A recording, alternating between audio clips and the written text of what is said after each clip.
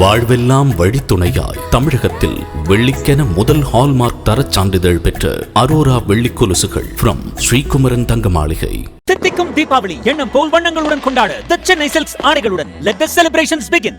வாழ்க வையகம், வாழ்க வையகம், வாழ்க வளமுடன். என் சிந்தனையை உடல் நலத்தை சீரமை செய்வித்த குருவே வாழ்க வளமுடன். நம்ம எல்லாமே ஆசீர்வதிக்கப்பட்டவர்கள், அதை இன்று உணர இருக்கிறீர்கள் எப்படி என்று. இது இப்போ குரு உங்களுக்கு உலகம் முழுவதும் அவருடைய ஆன்மா பறந்து விரிஞ்சு இருக்கு உலக அமைதிக்காக. அது இன்னைக்கு ஒன்று சேர்ந்து இங்கே நம்மளுக்காக வாழ்த்து இருக்குது. குருவினுடைய ஆசீர்வாதம் நல்லா கிடைக்கும். பெரிய மாற்றத்தை உணர்வீர்கள். கணவன் மனைவி உறவில் உங்களுக்கு இன்னையிலிருந்து பெரிய மாற்றத்தை உணர்வீர்கள். இது ஒரு மிகப்பெரிய பெயர் பெற்றவர்கள் நீங்கள். மகரிஷி எந்த இடத்துலையுமே அவர் சொன்ன பாட்டு ஒரு மனமற்ற நிலை அப்படிம்பாங்க. மனமற்ற நிலை அப்படிங்கிறது இறைவனுடைய நிலை. அந்த நிலை தான் மகரிஷியினுடைய எல்லா பாடல்களும் இருக்கும், கருத்துக்களும் இருக்கும். அப்படி எழுதப்பட்ட கருத்துக்கள் புத்தருடைய வாக்கியங்கள், ஜீசஸனோட வாக்கியங்கள், மகாவீரோட வாக்கியங்கள், இது எல்லாமே பார்த்தீங்கன்னா எந்த இடத்துலையும் விவாதம் பண்ண முடியாது, மறுத்து பேச முடியாது. எந்த இடத்துலையும் ஒரு வார்த்தையும் கூட மறுத்து பேச முடியாது. அந்த அளவுக்கு ஒரு 100% பெர்ஃபெக்டாக இருக்கும். அந்த வழியில் வந்தவங்க தான் மகரிஷி. பொதுவாக ஆன்மீகத்தை ரெண்டு விதமாக பிரிப்பாங்க, வேதாந்தம், சித்தாந்தம்னு. வேதாந்தம் எனப்படுவது மற்றவர்கள் சொல்வதை ஏன் எதற்கென்று கேள்வி கேட்காமல் அப்படியே ஏற்றுக்கொள்வது. சித்தாந்தம் என்பது நம்ம அறிவிலேயே ஒரு கருத்து உதிக்கணும், ஃபாலோ பண்ணுறதா சித்தாந்தம்ங்கிறது. சித்தாந்த வழியில் வந்துடுறதா வேதாத்திரி மகரிஷி. நம்ம சித்தர் பெருமக்களுடைய வழியில் வந்துடுறதா நம்ம வேதாத்திரி மகரிஷி. மகரிஷியோட கருத்துக்கள் எதுவுமே சமுதாயத்தில் இன்றைக்கும் என்றைக்கும் ஏற்றுக்கொள்ளக்கூடியதாக இருக்கும். அவங்க பரம்பரையே மிகப்பெரிய ஒரு பரம்பரை. அதனால தான் அவங்களுக்கு இவ்வளோ பெரிய உலக அமைதிங்கிற ஒரு மிகப்பெரிய ஞானத்தை அவங்களுக்கு உள்ளுணர்வாக பெற்றாங்க. இதெல்லாம் நடக்கிற காரியமானு சாதாரணமாக மக்கள் பேசுவாங்க. ஆனால் இன்றைக்கி நடந்து கொண்டிருக்கிறது. மகரிஷியினோட மறைவுக்கு பிறகு கூட எங்கள் தலைவர் எஸ்கே மயிலானந்த ஐயா அவர்கள் ரொம்ப ஓய்வில்லாமல் உழைத்து அதை சிறப்பாக கொண்டு போனோம் அப்படிங்கிறதுக்காக மிகப்பெரிய சேவைகள் செஞ்சிட்ருக்காங்க. அது உலகம் முழுவதும் இன்றைக்கி வேகமாக பரவிட்டு வருதுங்க. அப்போ அவங்களுடைய தாத்தா ஒரு சின்ன விஷயம் சொல்கிறேன் நான். கோயிலில் காளி கோயிலில் பூஜை பண்ணிகிட்ருக்காங்க. பூஜை பண்ணிகிட்ருக்கப்போ திடீர்னு ஒரு நாகப்பாம்பு கோயிலுடைய விக்கிரகத்துக்கிட்ட வந்துடுது. வந்தோடனே எல்லா மக்கள்லாம் பயந்துக்கிறாங்க. எல்லாம் உள்ளே போகிறதுக்கு தயங்கி நின்றுட்டுருக்காங்க. இவர் சொல்லி பார்க்குற, இப்போ நீ போ அப்படிங்கிறப்ப நாகப்பாம்பே நீ போன்னு 3 ட்ரிப் சொல்கிறாரு. அது போகலை. உடனே என்ன பண்ணுறாரு, கத்தி எடுத்து நாக்கை அறுத்து அந்த பாம்பு மேலே போட்டுறாரு. நான் சொன்ன வார்த்தை நீ கேட்காதனால மக்கள்லாம் கஷ்டப்படுறாங்க அப்படின்னு அந்த நாக்கை அறுத்து அந்த பாம்பு மேலே போகிற பாம்பு போயிடுது. அப்போ அதுக்கப்புறம் அங்கே இருந்தவங்க ஒரு பயங்கி விழுந்துடுறாரு. வீட்டுக்கு கூட்டிகிட்டு போய் அவங்க வீடே பேர் மகரிஷியோட தாத்தா வீடே பேர் நாக்கறுத்தான் வீடு அப்படின்னு தான் சொல்லுவாங்க. இது இன்றைக்கி அவங்க வீடு இருக்குது. நம்ம அவருடைய பேரெல்லாம் இங்கே இருக்காங்க. நம்மளும் அடிக்கடி போவோம். நம்ம இது எதுக்கு அப்படின்னா அந்த பரம்பரை எப்படி இருக்குது அப்படிங்கிறக்காரு. அவங்க அம்மா வயசு 96-97 வயசில் அந்த அம்மா இருக்காங்க. ரொம்ப லீனாக இருப்பாங்க, ரொம்ப ஒல்லியாக இருப்பாங்க. எல்லோரும் பக்கத்து வீட்டுக்காரெல்லாம் சொல்லுவாங்க. அவங்க இலவசமாக வைத்தியம் பார்ப்பாங்க நிறையா. முக்கியமாக மகப்பேறு வைத்தியம் பார்ப்பாங்க. அந்த காலத்தில் மேக்ஸிமம் வீட்டில் தான் பண்ணிகிட்டு இருப்பாங்க. பக்கத்து வீட்டுக்காரெல்லாம் சொல்லுவாங்க, ஆத்தா இவ்வளோ முடியாமல் இவ்வளோ வயசாகி போச்சு, இவ்வளோ கஷ்டத்தில் நீ செய்யணுமா இந்த சேவைகள் அப்படிம்பாங்க. அதுக்கு அம்மா சொல்லுவாங்க, என்ன அது ஏமா என்னை தூக்கிட்டு போனான்னா வெயிட் போட்டால் தூக்கிட்டு போகிறேன். நான் என்னுடைய உயிர் இருக்க வரைக்கும் இந்த உலகத்துக்கு எதுவும் செஞ்சிட்ருப்பேன் அப்படின்னு சொல்லி அவங்க அம்மா சொல்லுவாங்க. அந்த வழியில் வந்தவர் தான் வேதாத்திரி மகரிஷி. வேதாத்திரி மகரிஷி டோட்டலாக அவங்க வீட்டில் முதல்ல 7 பேர் பிறந்து 8வது பிறக்கிறது. 8வது பேர் கிருஷ்ணன் பேர் வைப்பாங்கல்ல. வேறு ஏதாவது கிருஷ்ணனுடைய சம்மந்தப்பட்ட பேர் தான் நம்ம வீட்டில் நம்மளுக்கு ஒரு நம்பிக்கை இருக்கும். 6ஆம் பேர் ஆறுமுகம், 8ஆம் பேர் கிருஷ்ணன் நம்பிக்கை இருக்குது. அந்த மாதிரி கிருஷ்ணருக்கு என்னென்னலாம் இருக்குமோ அந்த மாதிரி மகரிஷியினுடைய தத்துவங்கள் எல்லாம் அந்த மாதிரி இருக்கும். அதில் 4 பேர் இறந்து போயிடுறாங்க. மகரிஷி பிறக்கிறதுக்கு முன்னாடி 3 லேடிஸு ஒரு ஜென்ட்ஸ் இறந்து போயிடுறாங்க. 8வது தான் மகரிஷி பிறக்க. மகரிஷி மிகப்பெரிய தவம் இருந்து பெற்றவர். அது எல்லாத்துக்கும் ஓரளவுக்கு மன்றன்பர்களுக்கு தெரியும். அவங்க பெற்றோர்கள் நிறையா அதுக்காக பூஜை புனஸ்காரம்லாம் பண்ணி தான் பிறந்தவர் வேதாத்திரி மகரிஷி. அந்த 8ஆம் பேர் பிறந்ததுனால மகரிஷி ஒரு மிகப்பெரிய ஒரு ஞானியாக மாறுறதுக்கு அதுவும் ஒரு காரணம். அடுத்தது மகரிஷிக்கு பேர் எப்படி கேட்டிங்கன்னா, அந்த காலத்தில் எல்லா வீட்லேயுமே கிராமங்களில் பார்த்திங்கன்னா திண்ணை வச்சு கட்டுவாங்க. ஒரு சாமி ஒருத்தர் வர்றாரு நைட்டு. பொதுவாக வீட்டுக்கு வர்றவங்களுக்கு ஏதாவது தண்ணி கொடுக்க, வீட்டுக்கு சாப்பாடு கொடுத்து அனுப்புகிறதா நம்ம வழக்கமாக இருக்கும் கிராமங்கள்லாம். யார் வந்தாலும் வீட்டுக்கு ஏதோ ஒன்று கொடுத்து அனுப்பணும்னு நம்ம நினைப்போம். அந்த வழியில் அவருக்கு முதல்ல வந்தோன்னு தண்ணி கொடுக்குறாங்க. சாப்பாடு வீட்டில் இல்லைன்னு சொல்லி பக்கத்து வீட்டிலெல்லாம் போய் சாப்பாடு வாங்கிட்டு கொஞ்சம் கொஞ்சமாக சாப்பாடு ஒரு பிடி வாங்கிட்டு எல்லா வீட்லேயும் சாப்பாடு சேர்த்து அவர் சாப்பாடு கொடுக்குறாங்க. அது பேர் தண்டல் சோறு அப்படிம்பாங்க. அந்த தண்டல் சோறில் தான் அவர் சாப்பாடு போகிறாங்க. சாப்பிட்டு முடிச்சுட்டு சாப்பாடு கேட்குறாரு. ஏதோ ஒரு குழந்தையினுடைய சத்தம் கேட்குது. என்ன இது குழந்தை உங்கள் பையனா அப்படின்னு சொல்லி கேட்கலாம். ஆமாங்க அப்படின்னு. அவனுக்கு பேர் வச்சுட்டிங்களான்னு கேட்குறாப்புல. பேர் வைக்கல அப்படிங்கிறாப்புல. அப்போ தான் அவர் சாமி சொல்கிறாங்க வேதாத்திரி மகரிஷி அப்படின்னு சொல்லி. வேதாத்திரி மகரிஷி அப்படின்னா இது உலகத்தில் எங்கேயுமே இல்லாத பேராக இருக்கும். இந்த பேரே வந்து எங்கேயுமே இல்லாததாக இருக்கும். நான் ஒரு வருஷத்துக்கு முன்னாடி வேதாத்திரி நரசிம்மர்னு ஒரு கோயில் இருக்குது. நம்ம வந்து அகோபில மடத்தில் இருக்குது. அதில் வந்து ஒரு நரசிம்மர் பேர் வேதாத்திரி நரசிம்மர். அன்றைக்கி தான் எனக்கு அது அப்படி ஒரு நரசிம்மர் இருக்காருன்னு அப்போ தான் தெரியும். அவருடைய பேரன் நம்ம கூட வந்திருந்தார். அவருமே இன்றைக்கி தாங்க கேள்விப்படுறேன் அப்படின்னு. அப்போ அந்த வேதாத்திரிங்கிற பேர் அந்த நரசிம்மர்லேருந்து வந்தால் தான் இருக்கும் அப்படின்னு சொல்லி அப்போ தான் அவர் எனக்கு கேள்விப்பட்டேன். நான் அந்த வேதாத்திரிங்கிற பேர் வந்து அவர் வேதாத்திரின்னு பேர் வைங்கன்னு சொல்லிவிட்டு அவர் நைட்டு வந்து காலையில் எழுந்துச்சி பார்க்குறாங்க. 4 மணிக்கு அவர் போயிடுறாரு. இதுதான் வந்து வேதாத்திரின்னு பேர் வந்ததுக்கு முக்கிய காரணங்க. இது வேதத்திரி அப்படின்னா வேதங்களுடைய உச்சகட்டம் அப்படின்னு அர்த்தங்க. முடிவான வேதங்களுக்கெல்லாம் முடிவான வேதாத்திரி வேதம் கூற்றல் அத்திரி அப்படின்னா வேதங்களுக்கெல்லாம் முடிவானவர் அப்படின்னு அர்த்தது. அதுதான் வேதாத்திரின்னு பேர். இப்போ மகரிஷியினோட இது வந்து நம்ம கொண்டாடுறது இன்றைக்கி வந்து நம்முடைய பிறந்தநாள் கொண்டாடுறோம். அவங்க அக்கா பேர் வந்து கற்பகம், அவங்க மச்சான் பேர் சண்முகம். அவங்க வீட்டில் தான் ரொம்ப நாளாக இருக்கிறாரு. டவுனில் இருக்கிறாங்க. அவங்க மகரிஷி வந்து கிராமத்திலிருந்து இங்கே வந்து இருந்தால் நிறைய தொழில் கிடைக்கிட்டு வர்றாங்க. அங்கே அக்கா பொண்ணு தான் வந்து அன்னை லோகாம்பாள். அவங்க சின்ன வயசுலேருந்தே 2 பேர் ஃப்ரெண்ட்லியாக இருக்கிறாங்க. 2 பேரும் கல்யாணம் பண்ணிக்கிறதான்னு சொல்லி இருக்கிறாங்க. ஆனால் அவங்க அப்பாவுக்கு வந்து லோகாம்பாளுடைய அப்பாவுக்கு வந்து சண்முகத்துக்கு வந்து உனக்கெல்லாம் வந்து அவனை வசதியான இடத்துல பொண்ணை குடிக்கணும்னு சொல்லி சொல்கிறாரு. அப்போது இந்த சூழ்நிலை அப்படியே 3-4 வருஷம் போயிடுது. எப்போ வந்து அவர் மனமோ வந்து ஏற்றுக்கொள்கிறாரோ அப்போ ஏற்றுக்கலான்னு சொல்லி 2 பேருமே பேசாமல் இருக்கிறாங்க. அவங்க அப்பா மகரிஷியோட அப்பா இறந்து போயிடுறாரு. இறந்து போய் ஏற்று வீட்டுக்காரங்கெல்லாம் சொல்ல ரொம்ப அழுகாதப்பா, நீ ரொம்ப ஞானிவன் நல்லவன். நான் வந்து என் வீட்டில் 2 ஏற்று வீட்டுக்காரர் பெரிய எடுத்து சொல்கிறேன். என் வீட்டில் 2 பசங்க இருக்காங்க, நீ 3ஆவது பையனாக இருந்துட்டு போ அப்படிங்கிறாப்புல. அவர் தான் வந்து கடைசியாக வந்து பேசி கடைசியாக வந்து மகரிஷியை வந்து அந்த அன்னை லோகாம்பாள் கல்யாணம் பண்ணி கொடுக்குறாங்க. இதுதான் வந்து அன்னை லோகாம்பாளை மணந்த விஷயம். இது வந்து அன்னை லோகாம்பாலோட வந்து இப்போ மகரிஷியோட வந்து கடவுள் எங்கும் நீக்கமறைந்தவன் அப்படின்னு சொன்னதில் நம்ம வள்ளலார் தான் வந்து இப்போ நம்ம தமிழ்நாட்டில் ரொம்ப எளிமையாக புரிகிற மாதிரி சொன்னவர் அவர் தான். அது மகரிஷியோட வந்து ஒரு 20 ஆண்டுகள் இருந்துதான் வந்து தன்னுடைய கருத்துக்களை உலகம் முழு சென்றடைவதற்காக சொன்னாங்க. அதே மாதிரி வந்து அன்னை லோகாம்பாள் கூட பெரிய ஞானி ஒருத்தர் கூட இருக்கிறாரு. அவர் ஆன்மா வந்து அவங்களோட கூட இருக்குது. அப்படி இருந்தது. அந்த ஆன்மானால தான் வந்து ஒரு 15 நாள் வந்து பெட்லேயே இருக்கிறப்ப கூட மகரிஷி சொல்லுவாங்க, அந்த வார்த்தை சொல்லுவாங்க. அந்த ஆன்மா வந்து இவ்வளோ தூய ஆன்மா கிடைக்காது அப்படிங்கிறதுக்காக அது உள்ளே இருந்துக்கிட்டு உயிர் போகாமல் பார்த்துட்டு இருக்குது அப்படின்னு சொல்லுவாங்க அன்னை லோகாம்பாள் வந்து டி நகரில் நம்ம சாமிஜியினுடைய மன்றம் வந்து நம்ம வனவளக்கலை மன்றம் இருக்குது. அங்கே மகரிஷி வந்து சர்வீஸில் இருக்கிறாங்க. சாப்பாடு கொண்டு போகிறப்போ பஸ்ஸில் போயிட்டுருக்க திடீர்னு வேகமாக எழுந்திரிச்சு பஸ்ஸை நிறுத்துக்கு 3 ட்ரிப் சத்தம் போடுறாங்க. பஸ்ஸை நிறுத்துகிறாங்க. எதிர்த்தாப்புல ஒரு லாரி வந்து வேகமாக போகுது. அது கரெக்டாக வந்து அந்த ஃப்ராக்ஷன் ஆஃப் செகண்டில் அந்த பஸ்ஸை நிறுத்தாமல் இருந்திருந்தால் மிகப்பெரிய ஆக்சிடென்ட் நடந்திருக்கும் அப்படிங்கிறத மகரிஷி தன்னுடைய சுயசரிதையில் சொல்கிறாங்க. இது எதுக்கு அப்படின்னா அம்மாவினுடைய இன்றைக்கி பிறந்த நாளை நம்ம வந்து கொண்டாடுறோம். இது வந்து எப்படிப்பட்ட ஒரு மகான்கள் இவங்கெல்லாம் தூய ஆன்மாக்கள் அப்படிங்கிறத நம்ம உணர்ந்து கொள்வதற்காக சொல்கிறோமோ அப்போ தான் வந்து தெரிஞ்சுக்கிறாங்கல்ல. மகரிஷி வந்து இதை வந்து நினைவு கூறுறாங்க. இது 2 வாரம் மகரிஷிகிட்ட கேட்குறாங்க. சாமிஜி வந்து 50 வயசில் வந்து 50 வயசுக்கு மேலே சமுதாயத்துக்கு என்னுடைய உடல் உயிர் எல்லாத்தையும் நான் கொடுக்க போகிறேன் அப்படிங்கிறாங்க.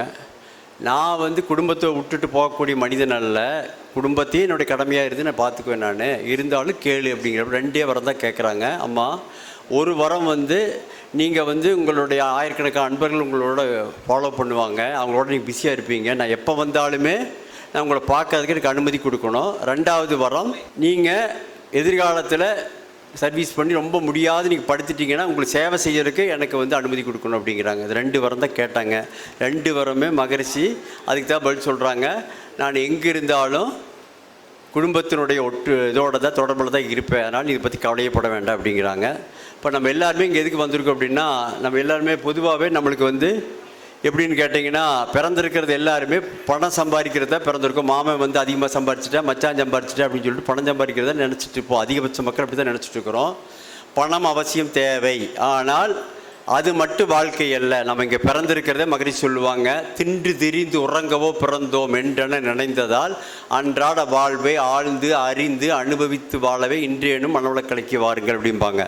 அப்போ நம்ம பிறந்திருக்கிறதே சந்தோஷமாக இருக்கிறத பிறந்திருக்கிறோம். இதை சந்தோஷமாக இருந்தோம்னா நம்ம வேலை செய்கிறது ஃபோக்கஸிங் அதிகமாக இருக்கும், மனசை உருளைப்படுத்துறது அதிகமாக இருந்தால் பணம் சம்பாதிக்கிறது ஈஸி. எதை சாப்பிட்டாலும் சந்தோஷம், தண்ணி குடித்தா கூட சந்தோஷம் வருங்க. அதுதான் மகரிஷியினுடைய சிறப்பு. அதான் முக்கியமாக சொல்லுவாங்க. அதனால் மைண்டை ஃபோக்கஸ் பண்ணுறதுக்கு என்ன வேணால் அதுதான் மனவளக்கலை பயிற்சிகள். உடம்பு நன்றாக இருந்தால் மனசு நன்றாக இருக்கும், மனசு நன்றாக இருந்தால் உடம்பு நன்றாக இருக்கும். இந்த உடலையும் மனதையும் உங்களுக்கு வலிமைப்படுத்துதான் மனவளக்கலைங்க. இதை நம்ம பயிற்சி எடுக்காதவர்கள் இன்றைய பயிற்சி எடுத்துக்குங்க. வர்ற காலங்களில் நம்ம எல்லாமே நினச்சிக்கிறோம் சொர்க்கம் அப்படின்னா இறந்ததுக்கப்புறம் மேலே இருக்க மாட்டிருக்குது அப்படின்னு சொல்லி நம்ம படங்களில் இல்லை மற்றவங்க சொல்லி எல்லாம் கேள்விப்பட்டிருப்போம். அப்படி இல்லை. சொர்க்கம் என்பது இன்றே தெரிந்து இன்றே அனுபவிக்க வேண்டிய விஷயங்க. அது நிகழ்காலத்தில் தான் சொர்க்கம் இருக்கிறது. அந்த சொர்க்கத்தை உணரலாம். இப்போ நான் பொதுவாகவே பொண்ணு மாப்பிள்ளைகளை வாழ்த்தும் பொழுது சொல்லக்கூடிய விஷயம், be energetic, be positive, be present அப்படின்னு, பி ஹாப்பி அப்படின்பேன் நான். அது பி எனர்ஜெட்டிக் அப்படிங்கிறது மென்டலி ஃபிசிக்கலி எனர்ஜியாக இருக்கிறதுங்க. இப்போ நம்ம எல்லாம் ஹீரோயின் என்ன பார்க்குறோம், நம்மளோட 10 மடங்கு எனர்ஜி, 100 மடங்கு எனர்ஜி. எந்த கெட்ட வழக்கமும் இருக்காது ஹீரோவுக்கு, ஹீரோயினுக்கும் அதே மாதிரி தான் இருக்கும். அப்போது அந்த ஹீரோவை மாறுறதுக்கு நம்ம என்ன பண்ணுறோம், எனர்ஜி கரெக்டாக இருந்துன்னா போதுங்க. அதுக்கு மன அலைச்சூழல்னு சொல்லுவாங்க, ஈஜின்னு சொல்லுவாங்க. அதில் சாதாரணமாக நம்ம எல்லாம் 30 இருப்போம், உணர்ச்சி நிலையில் 30 to 40 இருப்போம்.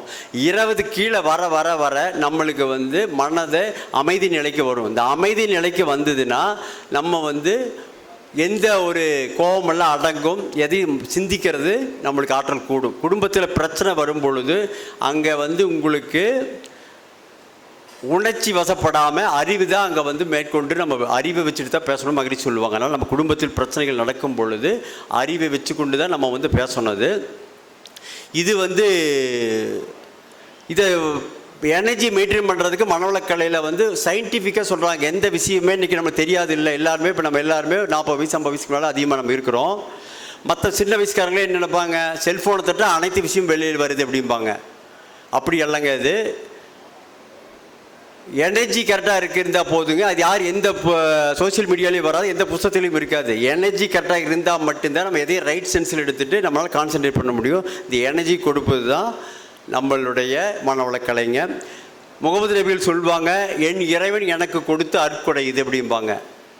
இந்த வார்த்தை 1998 நான் இங்கேருந்து திருப்பூர்லேருந்து பொள்ளாச்சி போகும்பொழுது, இப்போ ஆலியார் போகும்போது பொள்ளாச்சியில் ஒரு ஆட்டோவில் எழுதி போட்டிருந்தாங்க. அது யார் எழுதினாங்கலாம் தெரியாது. அந்த வார்த்தையை கேட்டுட்டு மகிழ்ச்சிட்டு போகிறேன். கூட 4 நண்பர்கள் வந்திருந்தாங்க, பெரிய விஐபிக்கு 4 பேர் வந்திருந்தாங்க. அவங்ககிட்ட சொல்கிறேன், இப்போ மிகப்பெரிய வார்த்தையாக இருக்குதுப்பா அப்படின்னு. அவங்களுக்கு இதெல்லாம் எங்களுக்கு ஒன்றும் பெருசாக தெரியலிங்க அப்படின்னாங்க.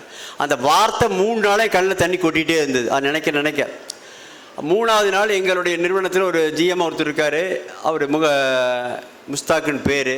ஏப்பா அவன் என்னை பார்க்க வந்திருந்தார். நான் வேறு செக்ஷனில் இருக்கிறேன், நான் ஜுவல்லரி செக்ஷனில் இருக்கிறேன், டெக்ஸ்டைல் செக்ஷனில் ஜிஎம்மாக இருக்கார். அவர் வந்திருந்தார். உங்களை பார்த்துட்டு போனால் கொஞ்சம் ரிலாக்ஸ் சாப்பிட்டு வந்தானுங்க அப்படின்னாரு. என்னப்பா அப்படின்னு, நான் இந்த மாதிரி மைண்ட் ரொம்ப டிஸ்டர்பாக இருக்குதுங்க அப்படின்னாப்புல. அப்புறம் எல்லாம் சொல்கிறதெல்லாம் சொல்லி போட்டு, நான் உட்காந்துருக்கு பின்னாடி இருக்க ஃபோட்டோவில் கீழே எழுதி ஒட்டியிருந்தேன், என் இறைவன். நான் அங்கே அப்படி சென்னைக்கு போயிட்டு 3 நாள் கழிச்சு தான் வந்தேன். வரும்பொழுது எழுதி ஒட்டிவிங்கப்பான்னு சொல்லியிருந்தேன். அந்த பையன் அன்றைக்கி பார்க்க வர்றான். அவன் சொன்னேன், நான் இதை கொஞ்சம் படியப்பா அப்படின்னேன். என் இறைவன் எனக்கு கொடுத்து அற்கொடை இது அப்படிங்கிறது. அவன் படிச்சுட்டேன். எனக்கு இது முகமது நபிகள் சொன்னதுங்க. அப்போ அது வரைக்கும் யார் சொன்னான்னு தெரியாது. ஒரு மகான்கள் எல்லா மனித குலமும் நல்லா இருக்கணும் அப்படிங்கிறது தான் ஒவ்வொரு வார்த்தைகளும் சொல்கிறாங்க. அதெல்லாம் அவங்க ஒரு மதமாக மாறணும், அதெல்லாம் பிரித்து வாழணும்லாம் எந்த மகான்னு நினைக்க மாட்டேன். நினச்சா அவங்க மகான் அல்ல, மனித குலமே நல்லா இருக்கும்னு நினச்சாங்க தான் அப்படி பண்ணுவாங்க. அதனால் எந்த மதமுமே எல்லா மனித குலமே நல்லா இருக்கும்னு தான் நினைக்கும். இதை நம்ம புரிஞ்சுக்கணும் அப்படின்னா தியானத்தில் தான் நீங்கள் புரிஞ்சுக்க முடியும். நம்ம கோயிலுக்கெல்லாம் போகிறோம், பயத்தில் போகிறோம். திங்கக்கிழமைக்கு போகணும், வெள்ளிக்கிழமைக்கு போகணும் அப்படின்னு சொல்லி, அமாவாசைக்கு போகணும், பௌர்ணமிக்கு போகணும், பயத்தில் போகிறோம். கோயிலில் என்ன இருக்குது அப்படின்னு கேட்டிங்கன்னா மகரிஷி சொல்லுவாங்க, கோயில் என்பது எனர்ஜி பேங்க் அப்படிம்பாங்க. அப்போ எல்லா வழிபாட்டு தளத்துலேயுமே அந்த நல்ல விஷயங்கள் நினச்சி நல்லதை பேசுகிறதுனால அந்த இடத்துல எனர்ஜி நல்லா இருக்கணும். கோயிலுக்கு போயிட்டு இருந்தாலும் மைண்ட் ரிலாக்ஸ் ஆகும். எல்லா மதங்களுக்குமே விஞ்ஞானபூர்வமான விளக்கங்கள் இருக்கிறது. அதை நம்ம தான் புரிந்து கொள்ளணும். எந்த மதவாதிகளும் சொல்வதற்கு ரெடியாக இல்லை. அதை வந்து நம்ம புரிஞ்சுக்கிறதுக்கு மனவளக்கலை தான் பயிற்சி நம்மளுக்கு உதவி செய்யும். இப்போ இந்த எல்லா பேரும் யோகா பண்ணால் சரியாக போகுமா அப்படின்னு சொல்லி நம்ம எல்லாம் கேட்போம். யோகா பண்ணால் சரியாக போகுமா அப்படின்னா, யோகா பண்ணுறதுக்கு 5 அளவுமுறை வேணும். 5 அளவுமுறை இல்லாமல் யோகா பண்ணிங்கன்னா பெரிய மாற்றத்தை நீங்கள் உணர மாட்டீங்க. 5 அளவுமுறை என்ன? 4 ஒரு ஏ: உழைப்பு, உறவு, உணவு, உறக்கம், எண்ணம். இதில் வந்து பசிச்சா தான் சாப்பிடணும், கண்ணை மூடி மென்று சாப்பிடணும், தட்ஸ் இட்.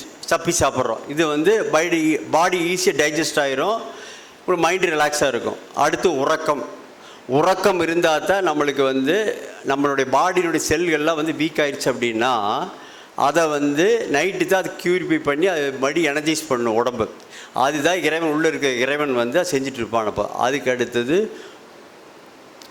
அதுக்கடுத்து உழைப்புக்கு நம்ம எக்ஸசைஸ் பண்ணுறோம். எக்ஸசைஸ் பண்ணால் மட்டும் பத்தாது. ஒரு சில பேர்த்துக்கு ஜீரண சக்தி நல்லா இருக்கிறவங்களுக்கு ஓகே, கொஞ்சம் வாக்கிங் போகலாம், வேறு ஏதாவது ஒன்று பண்ணலாம். மொத்தத்தில் நம்ம வந்து காருக்கு 1 மணி நேரம் செலவழிப்போம், அரை மணி நேரம் செலவழித்து காரத்தோட போகலாம். நம்ம உடம்புக்கு 10 நிமிஷம் கொடுக்குறோங்க மாற்றம். நம்ம ஏன்னு கேட்டால் அது வந்து சம்பளம் வாங்காத வேலைக்காரர். நம்ம உடம்புல ஆயிரக்கணக்கான வேலைகளை அந்த உடம்பு செஞ்சிட்ருக்கு. நம்மளுக்கு பிறந்ததில் இருந்து கருவில் இருந்து கடைசி வரைக்கும் நம்ம உடம்புல இருக்கிற இறைவன் செய்கிற வேலையை நினச்சிங்கன்னா மிகப்பெரிய அற்புதங்களை பண்ணிகிட்ருக்கான். ஆனால் அது எல்லாத்தையும் மறந்துட்டு ஒரு துளி நன்றி விசுவாசம் இல்லாமல் அந்த உடம்பை கவனிக்காமல் இருப்போம். அப்போ அந்த உழைப்புங்கிறது அது இருக்கணும். உறவு அப்படிங்கிறது முறையோடும் அளவோடும் இருக்கணும் அப்படி மாதிரி சொல்லுவாங்க. அது அலட்சியம் பண்ணக்கூடாது, அதிகமாக இருக்கக்கூடாது அப்படின்னு சொல்லுவாங்க. அடுத்தது எண்ணம். ஒரு எண்ணம் தோன்றுச்சுனாலே கடந்த கால அனுபவம், தற்கால சூழ்நிலை, எதிர்கால விளைவு 3ஐயும் வச்சு முக்கால ஞானம்னு மகரி சொல்லுவாங்க. இந்த முக்கால் ஞானத்தோடு ஒரு எண்ணம் வந்தோடு இதை வந்து நம்ம டெவலப் பண்ணால் என்ன ஆகும் அப்படிங்கிறத டெவலப் பார்த்தோம்னா நம்மளுக்கு வந்து இந்த செய்கிற பயிற்சி எல்லாமே அப்போ தான் வந்து நம்மளுக்கு 100% பயிற்சிகள் வந்து நம்மளுக்கு கை கொடுக்கும்.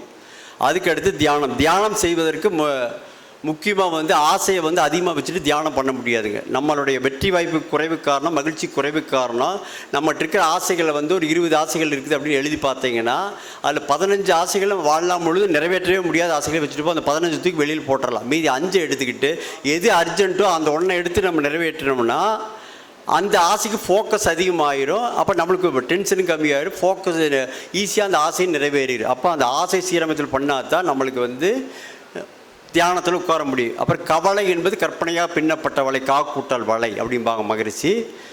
இந்த கவலை இல்லாமல் இருக்கிறது அப்படின்னா உலகத்தில் கவலைப்படக்கூடிய விஷயம் 98% நடக்கிறது இல்லைங்கிற உலகத்தில் ஸ்டாட்டிஸ்டிக்ஸ் சொல்லுதுங்க.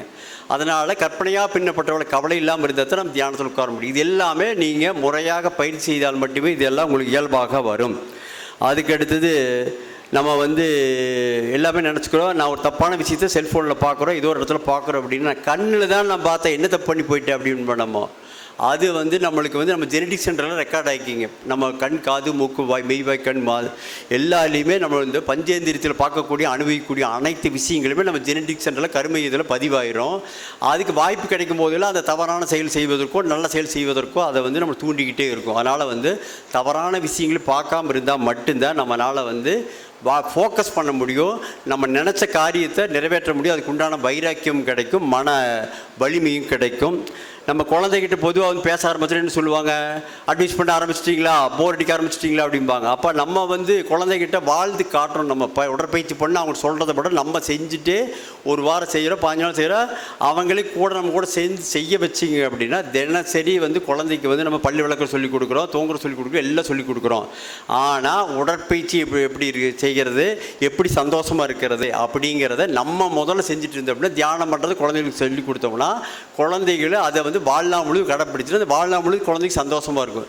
சந்தோஷமாக இருந்துன்னா குழந்தைக்கு பணம் சம்பாதிக்கிறது ஈஸி. எல்லாருமே குழந்தைகளை சேர்த்தும் பொழுது எல்கேஜியில் சேர்த்தும் பொழுது பையன் அன்றைக்கி +2 முடிச்சு டிகிரி முடித்து அவன் வந்து டாக்டர் ஆவானா, இல்லை கம்ப்யூட்டருக்கு வந்து 2 லட்ச ரூபா சம்பளத்துக்கு போவானா, 1 லட்சம் சம்பளம் போகணும். இதைத்தான் எல்கேஜிலே ஃப்ரேம் பண்ணுறோம்.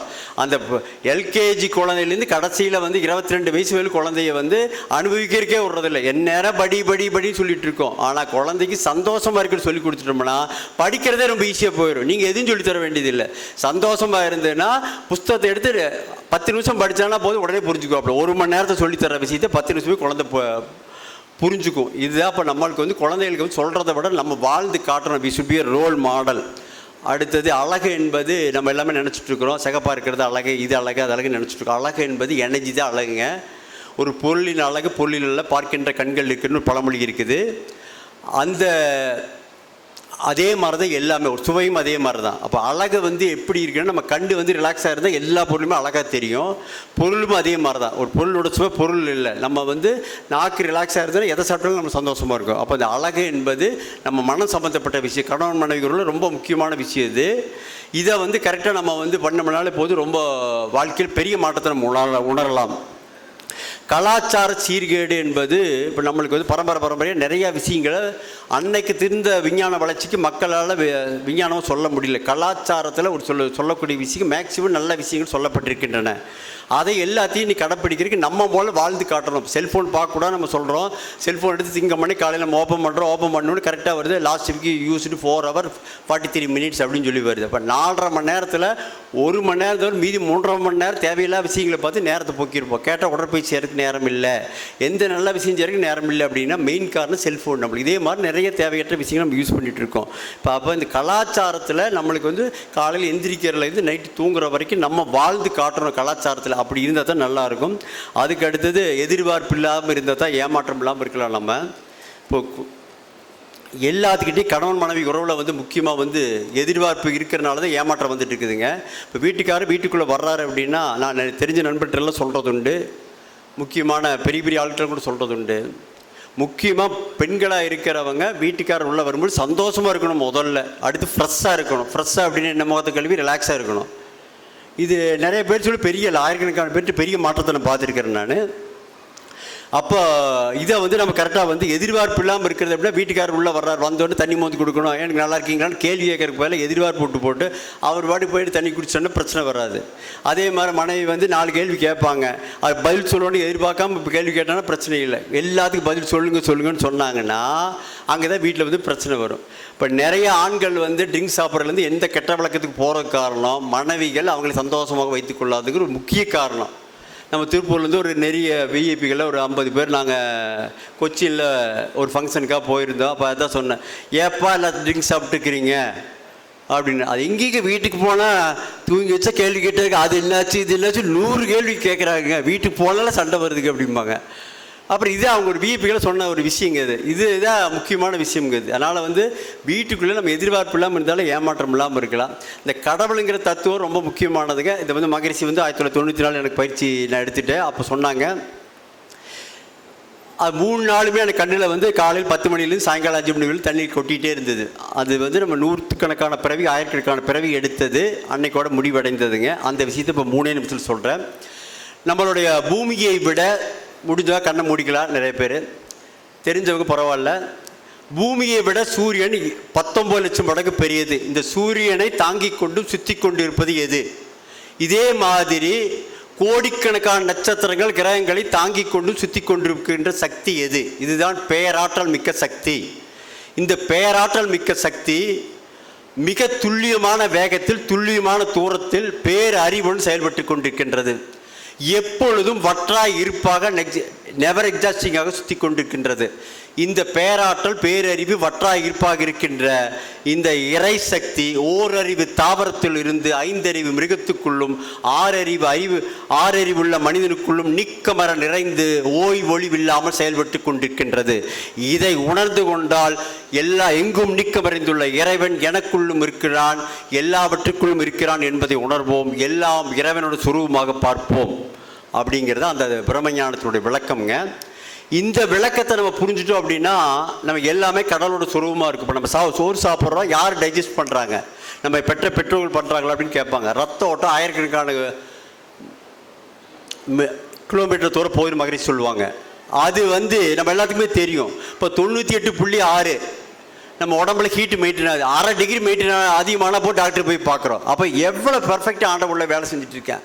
இப்போ நீங்கள் ஒரு கோயிலில் ஒரு சில பூ பார்த்துட்டு மஞ்சள் கலர் பூ டெய்லி 100கணக்கான பூ பூக்கும். அந்த பூ இலையெல்லாம் பச்சையாக இருக்குது. அந்த ஒரு விதைக்குள்ளே ஆண்டவன் அவ்வளோ பெரிய அறிவு வச்சுருப்பாங்க. மகரிஷி சொல்லுவாங்க அறிவே தெய்வம் அப்படின்னு. அது ஒரு டாட்டு.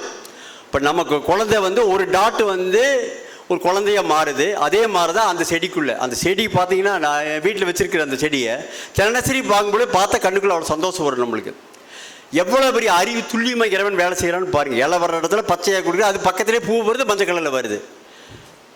இந்த அதே மாதிரி தான் குழந்தை வந்து வயிற்றுக்குள்ள வளர அளவுக்கு வளர்ச்சி அடைந்தா வெளியில வந்து பூமி அளவுக்கு பெருசாயிருமாமா. அப்ப அந்த அளவுக்கு இறைவன் பெர்ஃபெக்டா வேலை செய்யறான், ஒரு இம்மி அளவு கூட பெருசாக வேலை செய்யறான். இதை நம்ம தெரிஞ்சுக்கிட்டோம்னா போதுங்க, எல்லாம் வல்ல இறைவன் எனக்குள்ளும் இருக்கிறான் அப்படின்ட்டா இறைவனே எனக்குள்ள இருக்கான், வேற என்னப்பா எனக்கு வேணும் அப்படிங்கிறது வந்துடும். நம்ம வந்து அதுக்கப்புறம் எதுக்குமே பயம் வராதுங்க. இது ரொம்ப ஒரு மிகப்பெரிய நம்மளுக்கு ஒரு மனசு நிறைவை கொடுத்துரும். முக்கியமா சங்கத்தமிழ்ல நாயும் யாராகியோரோ எந்தையும் நுந்தையும் எம்முறை கேளீர் செம்புல பெயல் நீர் போல அன்புடை நெஞ்சும் தாம் கலந்தனவே. நானும் நீயும் யாரோ என் தந்தையும் உன் தந்தையும் என்ன உறவோ செம்மண் நிலத்தில் விளந்த நீர் போல் நம் நெஞ்சம் அன்பால் கலந்து விட்டது. இந்த விஷயத்தை நம்ம அன்பால் கலந்துருச்சு அப்படிங்கிறத நம்ம வந்து உணர்ந்து கொள்வது பயிற்சியில் தாங்க முடியும். பரம்பரையாக நம்மகிட்ட இருக்கிற தீய பழக்கங்கள் மாறணும் அப்படின்னா தொடர்ந்து பயிற்சிகள் செஞ்சிங்கன்னா மட்டும்தான் இது நம்மளால் மாற முடியும். இதை வந்து கொடுக்குறதா மனவளக்கலைங்க. பெண்மை வாழ்கவென்று கூத்திடுவோமடா, பெண்மை வெல்வென்று கூத்திடுவோமடா அப்படின்னா மகரிஷி சொல்கிறாங்க. இது வந்து பாரதியார் சொன்ன வார்த்தை. மகரிஷி சொல்லுவாங்க, ஒரு பெண் மாறினா அப்படின்னா அது குடும்பமே மாறிவிடும். அது குடும்பத்தையே அதை இல்லத்துக்கு அரசி, அவங்க இல்லத்துக்கு அரசி அப்படின்னா அது பெண்கள். அதனால தான் நான் பெண்கள் பயிற்சியை மெயினாக நாம் ஃபோக்கஸ் பண்ணி நம்ம ஒர்க் பண்ணிகிட்ருக்கோம். நிறையா வந்து பெண்களுக்கு தான் பயிற்சிகள் மெயினாக எல்லா பெண்கள் காலேஜ்லேயும் பயிற்சிகளுக்கு அதிகமாக கொடுக்குறோம். இதெல்லாம் நம்ம பண்ணிகிட்ருக்குறோம். முக்கிய காரணம் பெண்கள் மாறினா மிகப்பெரிய மாற்றம் வரும். அதை தான் மனைவிவனில் வேட்பு நாள் நம்ம இன்றைக்கி கொண்டாடுறோம். உலகத்தில் வந்து எல்லாத்துக்கும் விழா இருந்து மனைவிக்குன்னு ஒரு நாள் எடுத்துக்கொண்ட நாள் தான் இந்த நாள். அன்னை லோகாம்பாள் பிறந்த நாளுங்க இது. இன்றைக்கி வந்து நம்ம கொண்டாடுறோம். இப்போ நீங்கள் எல்லாருமே வந்து இந்த நிகழ்ச்சியில் கலந்து கொண்டு ஒரு மிகப்பெரிய மாற்றத்தை உணர்வீர்கள். குருவினுடைய ஆசீர்வாதம் நீக்கமர நிறைந்த நம்ம எல்லா வழியும் நல்வழிப்படுத்துங்க. நீங்கள் இன்னைக்கு தெரிந்து கொண்ட விஷயங்கள், கட்டி கொடுத்த சோறு, சொல்லி கொடுத்த சொல்லு 2 நாளைக்கு தாங்க வரும். தொடர்ந்து வாழ்நாள் முழுது ஹேப்பியாக இருக்கணும் அப்படின்னா ஹேப்பியாக இருக்கிறதுக்கு தான் பிறந்திருக்கிறோம். நம்ம காசு சம்பாதிக்கிற மிஷின் இல்லை அப்படிங்கிறத நம்ம உணர்ந்து கொண்டு நீங்கள் எல்லோரும் எல்லா வளமும் நலமும் பெற்று வையகம் இன்பம் பெற வையகத்தில் சிறந்தோங்கி வாழ வேண்டும் என்று எல்லாம் வல்ல இறை அருளையும் குருவையும் வேண்டி நிறைவு செய்கின்றேன். வாழ்க வையகம், வாழ்க வையகம், வாழ்க வளமுடன். தித்திக்கும் தீபாவளி எண்ணம் போல் வண்ணங்களுடன் கொண்டாட The Chennai Silks ஆடைகளுடன் let the celebrations begin. வாழ்வெல்லாம் வழித்துணையாய் தமிழகத்தில் வெள்ளிக்கென முதல் ஹால்மார்க் தரச் சான்றிதழ் பெற்ற அரோரா வெள்ளிக்கொலுசுகள் from ஸ்ரீகுமரன் தங்க மாளிகை.